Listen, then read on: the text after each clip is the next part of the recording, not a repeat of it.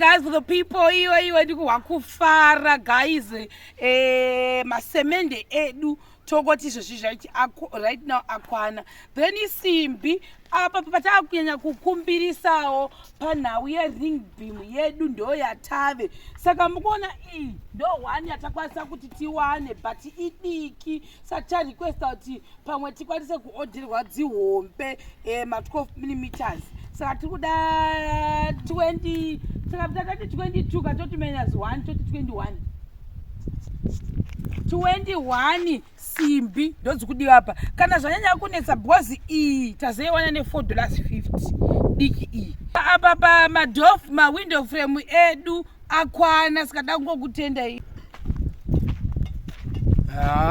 Tutenda samende yauya nesimbi chote tutenda izvozvi. Ndikasara zvimwewo zvingafana kuti zviuye azvinokwana. Mawindow frame akwana. Mawindow frame eimba yese. Mawindow frame. Shati atikuda. Akwana, muchamadi akwana.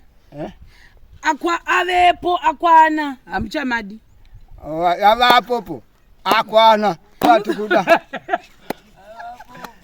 Aiwa, musachezeta chamadi ndikuudza hai kuti aiwa.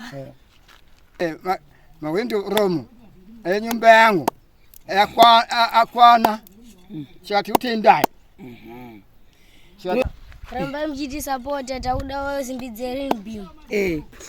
So guys, simbi dzatiri kukumbirawo ndo idzi dziri kudiwa dzakadai idzi ndo dzatiri kuda because tikada kuti tiise kuti pane window pega pane uyu toona kuti azviite. Saka dzakadai idzi ndo dzatiri kukumbirawo actually dziri 21 because already tane 1 iyi kureva kuti pamadiwa 22. Saka ndambocalculata tichiripo angotiwo 1 yake angoti yakati yakewo zvogona kutibatsira. That will be $5.50 dzatiri kunyatsoda dzakati kurei but amatasvanga kuti ti $6.50. Saka atiwo andindire $6.50 atindire 10 atindire 12 mbiri dzako tinongodzidawo ndokuti dzikasire kukwana because tasai building yedu mozviona zviyafamba imba. Mukatarisa kunoku yatitenderere shamwari, mukatarisa kunoku apa vakufanira kutoti vatange kudira apa mozviona vakufanira kutanga kudira panapa vakutongoisa chi window frame ravo. Mawindow frame edu akwana tokutendai guys nesupport yenyu semende yedu yakwana zvakare. Wouya kunouku mozviona yalevhurika yose imba yedu apa vakutoti vagoisa futi window frame. Wouya kuno wodai neseri kwese kunouku yalevhurika imba yedu iya vayakumati.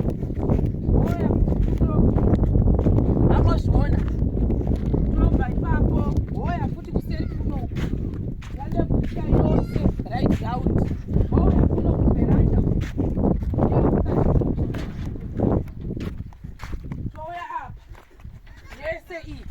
saka hakuna imwe stage chakwanisa kuti idarike apa kana tisina kusaring beam. Saka simbi idzo ndo dzatimisa izvozvi. Simbi idzo ndo dzatimisa right now kuti vanouya ndo frame yedu akaiswa pinda mukati merumu. Uya ndo murumu medu vaida kuona kuti marumu akamira sei apa pamanje vakatolevhula vakutomira kuita kuti vachimirira simbi dzekuti padigwe rim yedu imba yedu nyatso kusimba yatione mumwe macho mumarooms aya vakaisa mauyu marumaekera upinda umu taridza umu handiti mozviona umu makatororwa wauya munomu zvakare imba yedu yafamba guys. We are almost there. Chingoita kachu tichipedza